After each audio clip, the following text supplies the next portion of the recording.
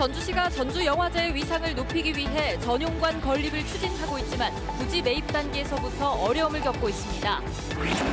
동학농민혁명 125주년이었던 올해 국가 차원의 첫 기념식이 열렸습니다. 하지만 동학농민혁명의 정신을 널리 알리기 위한 과제도 적지 않습니다. 이번 주 문화가 소식에서는 경자년 쥐의 해를 맞아 열리고 있는 특별한 전시회를 소개합니다. 여러분 안녕하십니까? JTB 8시 뉴스입니다. 지난 봄에 열린 전주국제영화제는 20번째를 맞는 행사였습니다. 사람으로 치면 성인이 된 셈인데요. 하지만 변변한 전용관 하나 없어 매번 임시로 사무실과 상영 공간을 만들어 행사를 치르고 있습니다. 이 같은 열악한 환경에서 벗어나기 위해 전주시가 몇 년 전부터 전용관 건립 사업을 추진하고 있지만 지지부진합니다. 첫 소식 송창용 기자입니다. 전주 영화의 거리에 있는 대형 주차장입니다. 전주국제영화제 기간 임시로 대형 상영관과 행사장을 설치하는 곳입니다. 한 일주일간 하고 잠깐 끝나고 가버리는 데니까. 토요일, 일요일은 꽉꽉 차요. 항상. 전주시는 국내 3대 영화제인 전주영화제의 위상을 높이기 위해 이곳에 전용관인 독립영화의 집을 건립하는 사업을 추진하고 있습니다. 2023년까지 466억 원을 투입할 계획으로 지난해부터 국가 예산 45억 원도 확보했습니다. 하지만 전용관 건립 사업은 예정지인 주차장 매입 작업부터 난항을 겪고 있습니다. 당초 매입비를 135억 원으로 예상했지만 갱리단길이 주목받으면서 감정평가액이 2배로 늘었습니다. 또 이 가격에도 토지주가 매입 협상에 적극 응하지 않으면서 부지 매입 작업은 한 발자국도 나아가지 못하고 있습니다. 토지 매입이 조금 지체되고 있습니다만 독립영화인들의 기대에 부응하기 위해서라도 계획된 기간 내에 마무리될 수 있도록 잘 준비해 나가겠습니다. 전주시는 다른 부지도 살펴보고 있지만 마땅치 않고 자칫 전용관 건립도 늦어질 수 있어서 고민하고 있습니다. JTB 뉴스 송창용입니다.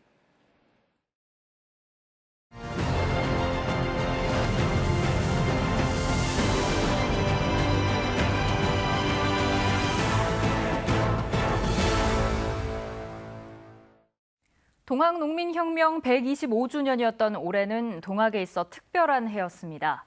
국가 차원의 첫 번째 기념식이 열렸고 100년 넘게 구천을 떠돌던 농민군 지도자의 유해도 영원한 안식에 들었습니다. 하지만 동학농민혁명의 정신을 널리 알리기 위한 과제도 적지 않습니다. 하원호 기자입니다. 눈부신 햇살이 빛났던 지난 5월 125년 전 농민군이 그토록 가고자 했던 서울 광화문 광장에서 국가 주도의 첫 번째 기념식이 열렸습니다. 특별법이 제정된 지 15년 만이었습니다. 유관 지역들의 합의를 얻어 황토현 승전일인 오늘 5월 11일을 국가기념일로 지정했습니다. 일본의 한 대학 박물관에 방치돼 있던 농민군 지도자의 유해도 국내 봉환 23년 만에 영면에 들었습니다.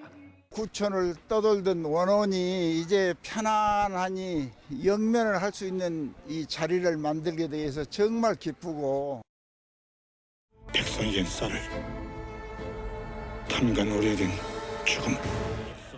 가보 농민들의 이야기를 담은 드라마 녹두꽃은 동학 농민혁명에 대한 전 국민적 관심을 불러일으켰습니다.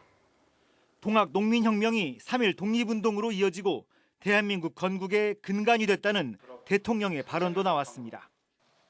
전라북도에서 시작한 동학 농민혁명은 농민 스스로 일어나 나라를 개혁하고자 했고 그 정신이 의병활동과 3.1 독립운동으로 이어져 대한민국 임시정부 수립과 민주공화국 수립의 근간이 되었습니다. 하지만 내실은 여전히 부족합니다. 동학농민혁명 기념재단의 1년 운영비는 21억 원, 성격이 비슷한 타 지역 기념재단과 비교하면 턱없이 부족합니다. 특별법이 정한 유적지 정비나 연구소 설립은 엄두도 내지 못하고 있습니다. 이 때문에 김제 구미란 전적지에 주택단지가 들어서는 등 동학 유적지는 여전히 방치된 채 훼손되고 있습니다.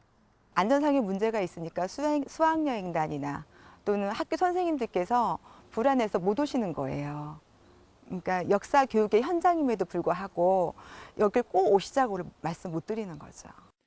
헌법 전문에 동학 농민혁명의 이념을 담아내고 가보 농민들의 정신이 널리 알려질 수 있도록 이제 국가 차원의 종합 계획이 필요합니다. JTB 뉴스 하원호입니다. 경자년 쥐의 해를 맞아 특별한 전시회가 열리고 있습니다. 쥐와 고양이 그리고 방울을 주제로 한 청년 예술가들의 독특한 발상은 현실을 유쾌하게 비판합니다. 고향의 산을 강렬한 색채로 과감히 그려낸 장덕희 화가의 개인전도 소개합니다. 오정현 기자입니다. 북유럽의 모나리자로 칭송받는 헤르메이르의 명화 진주 귀걸이를 한 소녀. 생쥐는 소녀의 귀에서 진주를 떼어내고 지혜를 뜻하는 방울을 채웠습니다. 물질에 집착하는 현대 사회에 경종을 울릴 화두를 던집니다.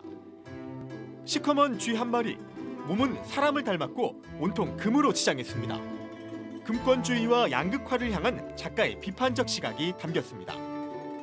금에 대한 욕심을 어떻게 또 이렇게 제어를 하고 어떻게 또 좋게 사용을 하고 좀 욕심에서 어떻게 보면 좀 해방될 수 있느냐라는 어떤 그런 생각을 하다가 결국 이것은 자연으로의 어떤 귀.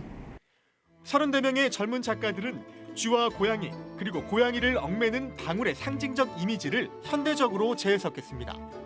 길들여진 것과 길들여지지 않은 것의 대비는 부조리에 오염된 현실을 유쾌하게 비꼬고 있습니다. 산은 언제나 그 자리지만 계절은 흐릅니다. 내장산의 사계를 캔버스에 차곡히 쌓았습니다. 여름과 겨울 사이에서 가을 단풍의 붉은 빛깔은 선명해집니다. 작가는 고향에서 목격한 장면을 강한 색채와 다양한 기법을 통해 역동적으로 그려냈습니다. 산이라는 게 그 자리에 그대로 서 있는 것 같아도 항상 그 안에는 역동적인 모습이 숨어 있는 것 같습니다. 그 모습들을 다양한 기법으로 표현해보고 싶었고, 장덕희 초대 개인전은 다음 주 토요일까지 이어집니다. JTB 뉴스 오정현입니다.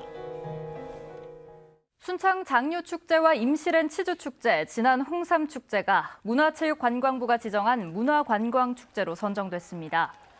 김제지평선 축제와 무주 반딧불 축제는 명예문화관광축제로 지정됐습니다. 순창과 임실, 진안의 3개 축제에는 앞으로 2년간 각각 7천만 원씩 국가 예산이 지원됩니다.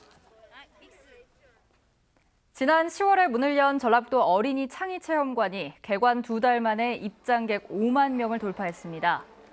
전라북도는 새로운 체험시설을 추가 설치하고 야외에 가족 참여형 물감 놀이터를 새로 조성하는 등 어린이 창의체험관을 전국 최고 수준의 어린이 복합체험 문화공간으로 만들어 나갈 계획입니다.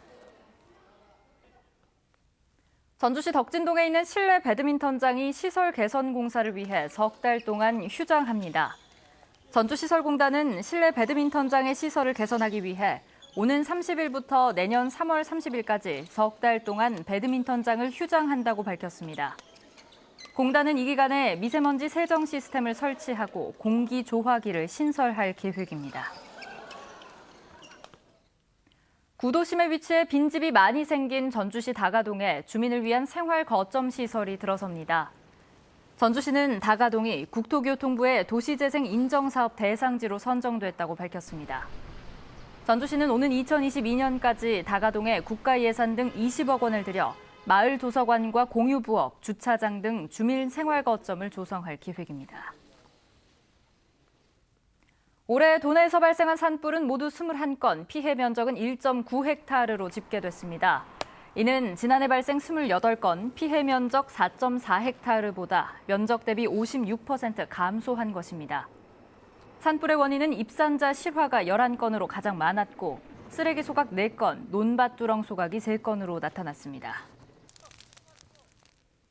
오늘 낮 1시쯤 전주시 효자동 전주세무서 인근 도로에서 73살 최 모 씨가 몰던 승용차에 불이 나 10여 분 만에 꺼졌습니다.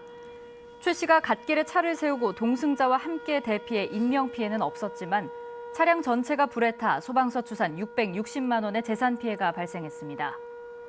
경찰과 소방당국은 주행 중 뒷좌석에서 연기가 나기 시작했다는 운전자 진술을 토대로 정확한 화재 원인을 조사하고 있습니다.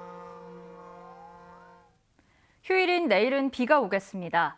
비는 낮에 서해안을 시작으로 차차 전북 전역으로 확대되겠고 모레 월요일 오후까지 이어지겠습니다. 예상되는 비의 양은 10에서 30mm입니다. 내일도 비교적 온화하겠습니다. 전주의 낮 기온 8도가 예상되고 정읍 7도, 진안과 장수 6도 등으로 예년 기온을 2, 3도가량 웃돌겠습니다. 모레 비가 그친 뒤엔 찬 공기가 남하하면서 세밑 한파가 찾아오겠습니다. 마지막 해넘이와 새해 해돋이는 맑은 날씨 속 비교적 선명하게 볼 수 있을 것으로